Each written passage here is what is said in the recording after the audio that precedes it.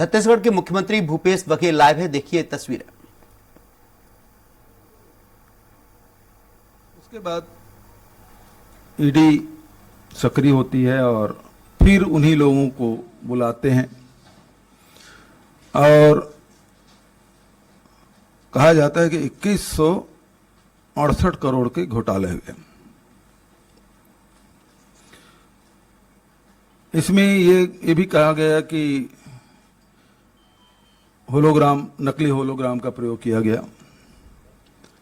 लेकिन सबसे मजेदार बात यह है, ये नकली होलोग्राम का यदि प्रयोग हुआ तो जो डिस्टिलर है वही तो करेगा, उसे फैक्ट्री में तो होगा, लेकिन उनके खिलाफ कोई कार्रवाई नहीं हुई, बचत लोगों के खिलाफ कार्रवाई हुई। उसके घर में ज्वेलरी भी पाए, नगद रुपये भी पाए, किसी को जब्त नहीं किया गया।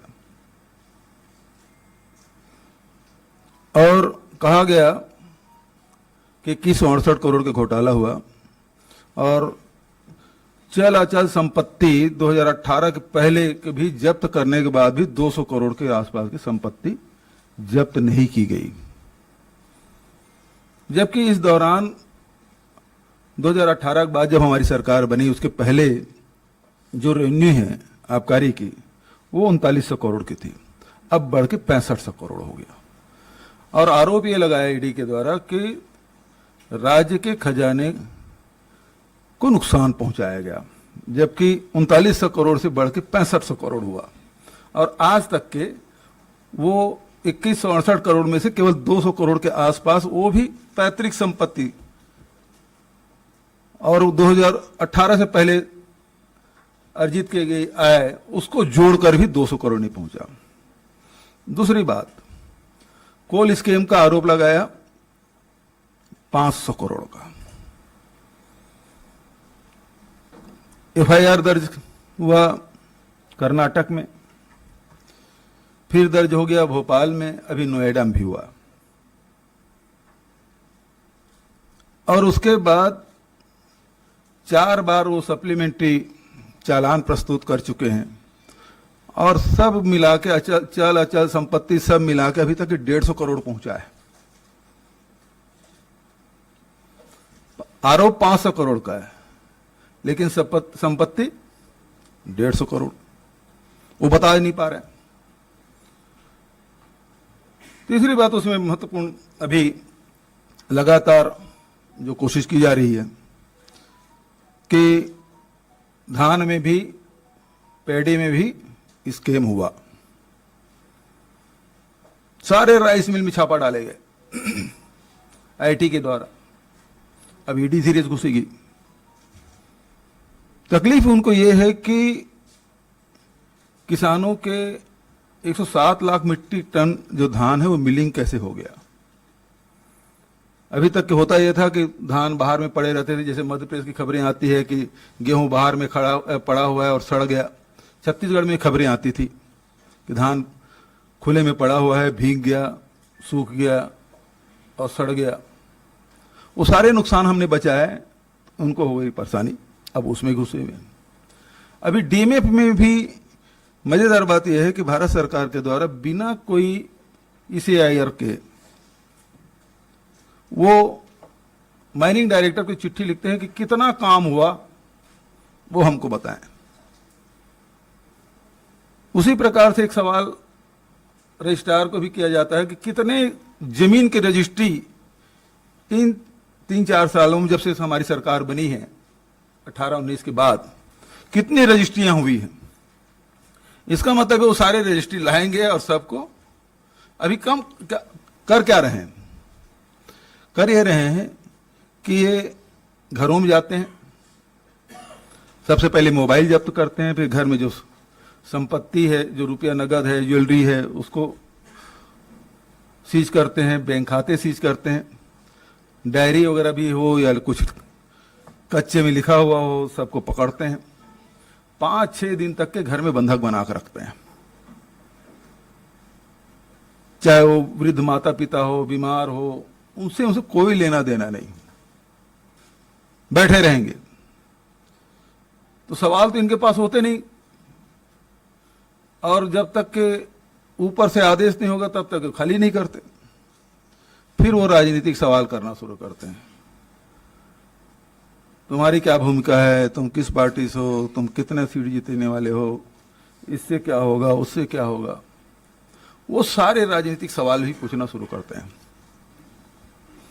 ऐसे ऐसे केस हैं जिसमें ECIR नंबर नहीं है और उनके घरों में ये लोग पहुंच के प्रताड़ित करने, बदनाम करने की कोशिश। अभी जो हमारा राष्ट्रीय महाधिवेशन हुआ छत्तीसगढ़ में, बहुत सारे पत्रकार साथी वहां गए भी थे और ईडी के अधिकारी हमारे पार्टी के पदाधिकारियों के यहाँ बिना ECIR नंबर के वहां पहुंच गए, जो कि ये नहीं कर सकते, नहीं करना चाहिए। वो तो जो वेंडर है उसके यहां पहुंच गए।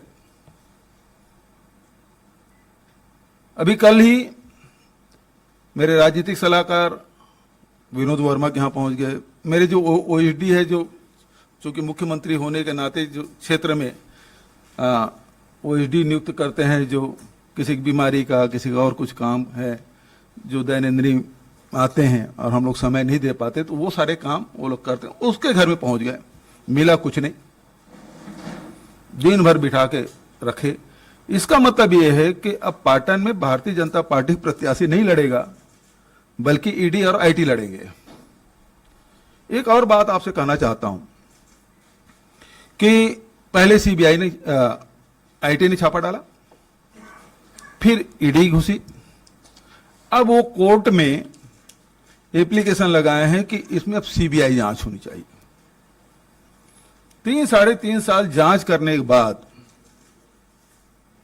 सुप्रीम कोर्ट ने जांच रोक लगाने के बाद नोएडा में FIR भी होता है और उसके बाद साथ ही वो बिलासपुर हाई कोर्ट में एप्लीकेशन लगाते हैं कि इसकी CBI जांच की जाए। इसका मतलब यह है कि IT और ईडी दोनों अक्षम है और नकारा है। उन्होंने खुद स्वीकार कर लिया अब CBI जांच उन्हीं केसों में। तो कुल मिलाकर उद्देश्य यह है कि चलती हुई सरकार को किस प्रकार से बदनाम किया जाए, उसे किस प्रकार से बाधित किया जाए। एकमात्र उद्देश्य राजनीतिक है और राजनीति के अलावा कुछ भी नहीं है। हमारे गृह मंत्री जी जाते हैं, यहां से 2-2 बार गए, वो सीधा भारतीय जनता पार्टी कार्यालय में जाते हैं, वहीं रात रुकते हैं, पता नहीं क्या करते हैं और चले आते हैं। तो कुल मिला के है कि आप प्रजातांत्रिक ढंग से चुनाव नहीं लड़ना चाहते, आप ईडी और IT के माध्यम से लोगों को डरा के, धमका के, उसके कार्य को बाधित करके उसको प्रताड़ित करें। और ईडी जो है वो कितने लोगों को मारपीट कर रहे हैं, कितने लोग धमका रहे हैं, आप इस पेपर में दस्तखत करो नहीं तो आपको जेल भेज देंगे। रात भर मतलब 45 घंटा लोगों को सोने नहीं दिए। रात को 10-11 बजे के बाद आपको पूछताछ करने का अधिकार नहीं, लेकिन यदि आप ईडी ऑफिस के आप फुटेज निकालेंगे तो सारे जो पूछताछ है वो 11 बजे के बाद शुरू होती है। अमानवीय तरीके से निरंकुश हो चुके हैं जितने ये लोग संशोधन किए, तो बेतहासा उनको अधिकार मिला हुआ है और जमानत तो किसी को होना नहीं है। 8-15 दिन, हफ्ते, महीने, दिन की बात नहीं, आप सालों पड़े रहिए, कोई जमानत उमानत होना नहीं। तो डर यही है, डर ये बताते हैं कि आप हम जो कह रहे हैं, उस जो पेपर लिख के लाए हैं उसमें दस्तखत करो, हस्ताक्षर करो, और नहीं तो आप जेल जाओगे और जेल जाने के बाद आपको जमानत नहीं मिलेगी। ये स्थिति छत्तीसगढ़ में है और इतने कम से कम उस छोटे से राज्य में 200 से अधिक IT और ईडी DRI करके छापे पड़ चुके हैं।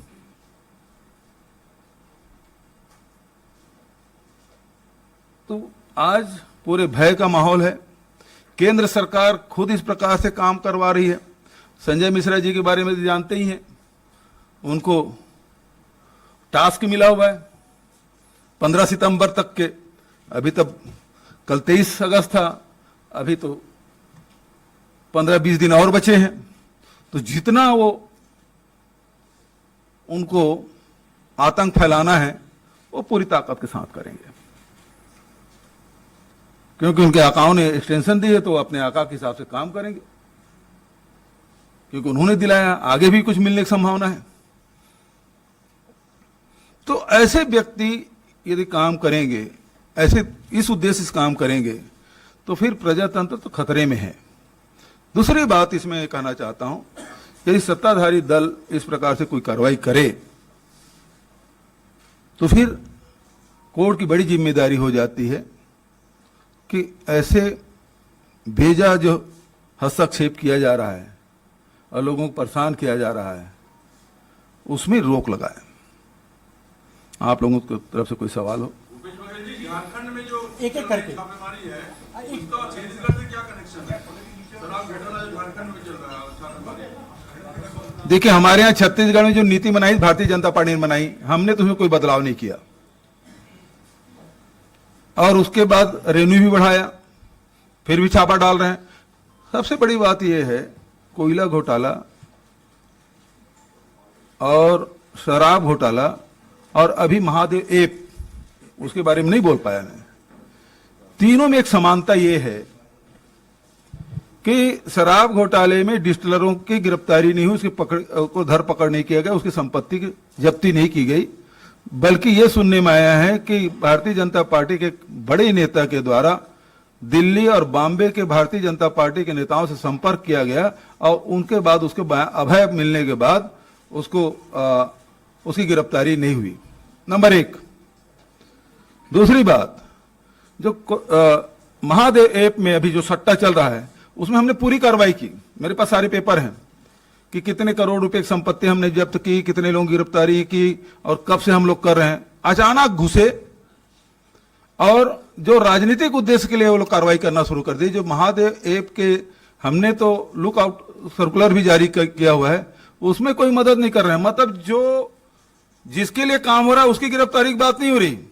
कोयला खदान में जिसके लिए कोयला खदान चला रहा है उससे पूछताछ नहीं हुई, जबकि वो चीख चीख के कह रहा है कि मैं इसके लिए काम करता था। शराब घोटाले में वही, तीनों में एक समानता है। जो मुख्य आरोपी है, जिसके लिए जो सबसे लाभार्थी है सबसे बड़ा, उसके खिलाफ ईडी आईटी कोई कार्रवाई नहीं कर रही। ये स्थिति है। संजीव बघेल साहब जैसे महादेव के बारे में मैंने बताया कि जो व्यक्ति और उसमें रवि उपल है और सौरभ चंद्राकर दोनों दुबई में हैं, तो हमने मदद मांगी है, उसमें कोई कार्रवाई नहीं। दूसरी बात यह है कि शराब के मामले में हम लगातार कह रहे हैं कि आप इनको गिरफ्तार क्यों नहीं कर रहे हैं, हम पत्र भी लिख रहे हैं। और मजेदार बात यह है कि चिट फंड घोटाला हुआ, उसमें मैंने भारत सरकार को चिट्ठी लिखा, भाई हजारों करोड़ रुपए छत्तीसगढ़ के लोगों को पैसा डूब गया है, हम लोग हमारी सीमित दायरा है, मनी लॉन्ड्रिंग हुआ है, दूसरे राज्यों में संपत्ति बनाई गई है, उसके लिए आप मदद करें। तो आज तक कोई जवाब नहीं आया है। ये तो भारत सरकार का रवैया इस प्रकार से।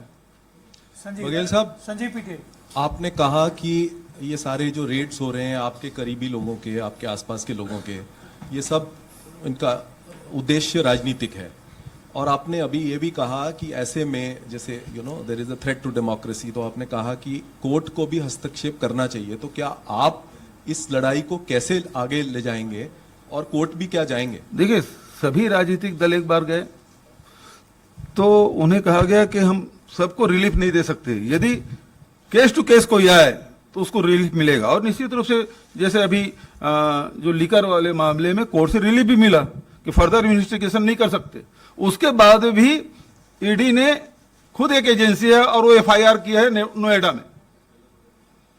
तो कितना इनका मेलाफाइड इंटरेस्ट है वो समझ आ रहा है। सर,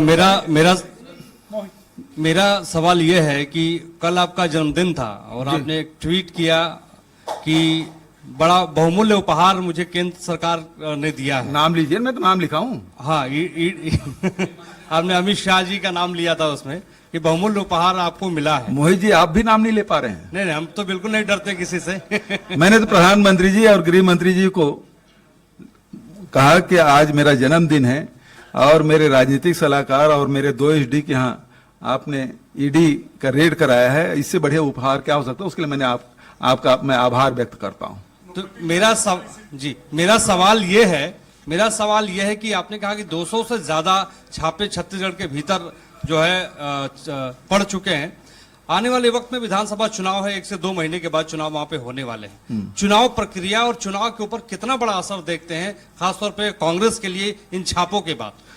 देखिए, अभी तो मैं आपको और बता देता हूं कि 200-250 की टीम जाने वाले आईटी की, वो पूरे छत्तीसगढ़ में छापा डालेगी। तो ईडी आती है तो आईटी जाती है, आईटी जाती है तो ईडी आती है। हमारे यही क्रम चल रहा है और वही काम कर रहा है। मार पीट के, जैसे कहते हैं ना, बंदर को बोरे में पकड़ लिया, उसे पीट रहे हैं, बोल तो कुत्ता है। तो हमारे यहाँ स्थिति जबरदस्ती मार पीट के लिखवा रहे हैं कि हाँ तुमने ये गलत किया है और तुमने इसको पैसा दिया है, लिखो, इस राजनेता को दिया हो, इस अधिकारी को दिया हो, इसको नाम लो। यही चल रहा है और ये बात छत्तीसगढ़ के लोग सब जान चुके हैं कि जितना ये रेट डालेंगे उसकी सीट और घटेगी। वैसे 15 सीट है, अभी तो वर्तमान में 13 ही सीट बची है और ऐसे करते रहेंगे तो 13 सीट भी मुश्किल होगा। बघेल साहब, ईडी और ये जो छापेमारी हो रही है उस पे राजनीतिक विद्वेष है सत्तारूढ़ दल का जो केंद्र में है। महादेव ऐप के मसले में आप कह रहे हैं जो मुख्य आरोपी हैं उनके खिलाफ कार्रवाई नहीं हो रही है, वहां पर भी क्या राजनीतिक विद्वेष ही आपको लग रहा है, ऐसा क्यों हो रहा है? अब उसमें पूरे प्रकरण मेरे पास पूरे केस हैं, मैं आपको कॉपी दे दूंगा कि हमने क्या क्या कार्रवाई की। और उसके बाद हमने खुद ही कहा इसमें जांच करें, लेकिन वो सीधा जो मुख्य आरोपी हैं, जो मुख्य खिलाड़ी हैं, जो ऐप चला रहे हैं, वैसे भारत सरकार करी क्या 28% जीएसटी दे दें फिर सब लीगल, क्योंकि वो क्रिकेट में भी कर रहे हैं और सब में वो सब बेट करा रहे हैं। तो उनको पकड़ने के बजाय केवल राजनीतिक जिससे लाभ मिल सके भारतीय जनता पार्टी को, उन पे आप कार्रवाई कर रहे हैं। आपका उद्देश्य जनता के पैसा बचाना नहीं है, आपका उद्देश्य ये है कि अपने आका को खुश करने के लिए राजनीतिक द्वेषवश कार्रवाई करना है। सर मेरा सवाल है, बात जो बीजेपी से जुड़ा हुआ सवाल है। बीजेपी कह रही है कि सीएम इमोशनल ब्लैकमेल कर रहे हैं। जी बीजेपी कह रही है कि आप इमोशनल ब्लैकमेल कर रहे हैं, सीएम इमोशनल ब्लैकमेल। भाई, हमारे यहाँ 200 घरों में छापा पड़ गया है और दर्जनों लोग को जेल में ठूसने कार्रवाई कर दें, इसमें इमोशनल क्या बात है? ये तो सच्चाई है। मेरे जो खनिज विकास निगम का अध्यक्ष है, बिना ईसीआईआर नंबर के दिन भर बैठे रहे उसके घर में। सन्नी अग्रवाल जो सन्निर्माण कर्मकार मंडल का अध्यक्ष है, बिना ईसीआईआर नंबर के आप 2 दिन तक के बैठे रहे, उसके भतीजे के साथ मारपीट किए। तो ये नहीं लगता कि बिना अपराध के आप किसी घर में घुस रहे हैं? बिना ईसीआईआर के आप माइनिंग डायरेक्टर को बोलते हैं कि कितने आप डीएमएफ में काम हुए उसकी जानकारी दो। आप जो रजिस्ट्री ऑफिस उसमें आप कर रहे हैं कि पूरे प्रदेश में जितनी रजिस्ट्रियां हुई है उसकी हमको कॉपी दो। किस तहत मांग रहे हैं आप? यदि केस कोई पर्टिकुलर केस है, इस केस से संबंधित इन व्यक्तियों के द्वारा कितनी संपत्तियां अर्जित की गई, कितनी रजिस्ट्री की गई, यदि ये मांगते तो समझ आता कि ये सही तरीका है। लेकिन पूरे प्रदेश में चाहे कोई भी खरीदे हो, उसकी संपत्ति की जानकारी मांगो, तो आपका मैनिफेस्ट इंटरेस्ट नहीं है। सर मेरा सवाल है जी सर, यहाँ पे आपके ओएसडी से लेके सलाहकार सब ईडी की चपेट में आ रहे हैं, तो क्या अगला नंबर भूपेश बघेल का है? और अगर ऐसी परिस्थिति पैदा होती है तो क्या आपको लगता है अगर ये सियासी साजिशें हैं तो इसके सियासी मायने क्या होंगे चुनावों में? देखिए, हम लोग ना छत्तीसगढ़ के लोग हैं, मरने से नहीं डरते, न जेल जाने से डरते। नक्सलियों ने इतना मारा है लोगों को, हमारे प्रथम पंक्ति के सारे नेता शहीद हो गए और इन्हीं शासन काल में हुआ है। तो हम लोग मरने से भी घबराते नहीं, न लड़ने से डरते हैं। और जेल तो पहले भी भेज चुका है, विनोद वर्मा जी पहले भी भेज चुके हैं, अभी फिर से उसके घर में कल दिन भर बैठे रहे, मुझे भी भेज के देख चुके हैं। रमन सिंह ने भेजा था, 15 साल की सरकार 15 सीट में सिमट गई, दूसरे के भी शौक है तो देख ले। हम लोग जेल में जाने से डरते नहीं है। सर हाँ, बहुत बढ़िया सवाल आपने किया। जीरम मामले सच इसलिए सवाल नहीं आया है कि एनआईए हमको जांच करने नहीं दे। भारत सरकार, गृह मंत्री, सबको हमने पत्र लिखा, एनआईए के हेड को भी चिट्ठी लिखा कि भाई आप जांच कर चुके तो हमको दे दो, हम जांच करेंगे।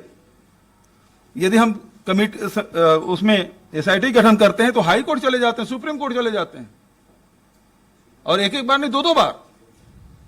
तो आखिर किसको बचाना चाहती भारत सरकार? कौन षड्यंत्रकारी है, कौन आरोपी है, कौन अपराधी है, किसको बचाना चाहती भारत सरकार जो हमको जांच करने नहीं दे रही?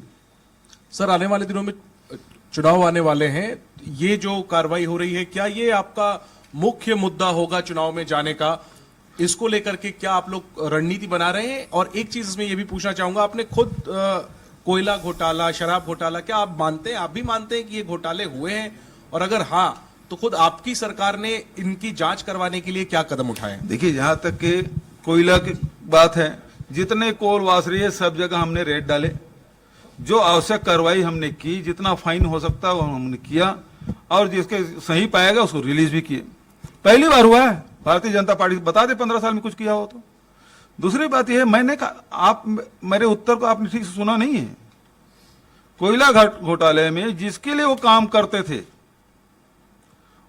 उसके बारे में लिख के भी दिया, वो कॉपी है मेरे पास, लेकिन आज तक उसे पूछा नहीं गया है, क्योंकि मैं नाम बताऊंगा तो छपे हुए भी नहीं, मैं जानता हूं, इसलिए केवल इतना ही बोल रहा हूं। सर, ये जो आपके खिलाफ कार्रवाई हो रही है सरकार के खिलाफ, तो क्या कांग्रेस के लोग छत्तीसगढ़ में प्रदर्शन करेंगे केंद्र सरकार के खिलाफ? आप दिल्ली आके प्रेस कॉन्फ्रेंस करें, क्यों दिल्ली में नहीं कर सकता? वहां प्रदर्शन करेंगे छत्तीसगढ़? प्रदर्शन की जरूरत ही नहीं है। जनता जान चुकी है कि भारतीय जनता पार्टी कहीं नहीं है मैदान में, छत्तीसगढ़ में तो बिल्कुल नहीं है। और जितने भी कार्रवाई कर रहे हैं उससे लोग, चाहे उद्योगपति हो, व्यापारी हो, अधिकारी हो, कर्मचारी हो, राजनेता हो, कार्यकर्ता हो, ये सब भारतीय जनता पार्टी कलई खुल चुकी है। ये जितना करेंगे उतना उनको नुकसान होगा। बघेल सर, आप कह रहे हैं कि ईडी और आईटी चुनाव लड़ रही है बीजेपी, उनको आगे कर रही है, लेकिन बीजेपी के नेता कह रहे कि वो प्रधानमंत्री मोदी के चेहरे पे चुनाव मैदान में उतर रहे हैं। तो आपके खिलाफ कौन चेहरा है वहां? भाई, अरुण साहू जी का बयान आप देखेंगे, अब मोदी जी की बात नहीं करते, वो बुलडोजर की बात करते हैं, योगी जी की।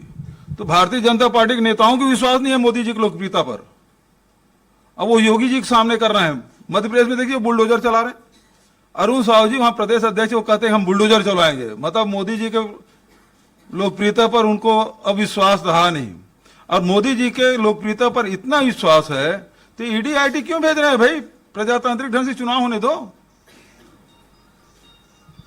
सबसे बड़ी बात यह है, आप सही कह रहे हैं कि छत्तीसगढ़ में उनको आना नहीं है। पहले भी हमारे 71 सीट हैं, उनके पास 9 सीट हैं।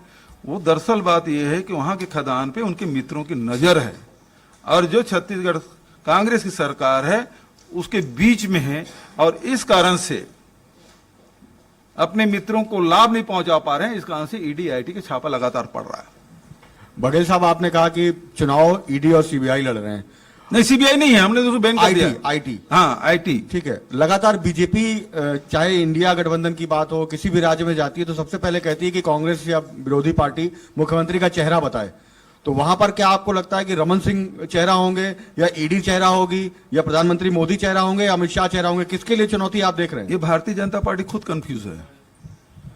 मैंने पहले बताया, नाम तो प्रधानमंत्री जी के ले रहे हैं, लेकिन कार्य बता रहे हैं योगी जी का। अब मोदी जी चेहरा होंगे कि योगी जी चेहरा होंगे? फिर तीसरा, कार्रवाई भारतीय जनता पार्टी के लोग तो घर बैठे हैं। अभी चुनाव आया, माथुर साहब थोड़ा सा गए, थोड़ा सा हंटर उंटर चलाए तो थोड़ा बहुत दिख रहे हैं, अन्यथा ईडी और आईटी 3-3.5 साल से सक्रिय है। बॉस सर, आपने, बघेल साहब, आपने कहा कि उनके मित्रों को फायदा नहीं हो रहा है, तो क्या आपका इशारा गौतम अडानी की तरफ है, जो आप कह रहे हैं कि उनको नाम ले लूंगा तो कौन छापेगा? बॉस, मेरा सवाल सर, कि आप पर्याप्त, आप उनको काम नहीं दे पा रहे हैं? क्योंकि बिल्कुल सही बात है, मेरे पास वो भी लिस्ट है कि किन किन खदानों पे। जब रमन सिंह मुख्यमंत्री थे तो जितने खदानें राज्य सरकारों के लाट की गई, चाहे महाराष्ट्र हो, गुजरात हो, छत्तीसगढ़ हो, चाहे राजस्थान हो, वो सबके एमडीओ वही थे। जो आयरन ओर है बेलाडीला का, वो भी उसके एमडीओ वही है। अब वो रंगा हम बीच में हम लोग आ गए हैं। हाँ जी, मुझे तकलीफ नहीं है नाम लेने का, मैं सबका नाम ले दूंगा, लेकिन ये है, मैं कल अखबार देखूंगा या टेलीविजन चैनल देखूंगा, उसमें पट्टी में नाम तो नहीं आएगा, तो इसलिए मैं नाम नहीं ले रहा हूं। बघेल साहब, चुनाव की तैयारी छत्तीसगढ़ में चल रही है, आपने ये तो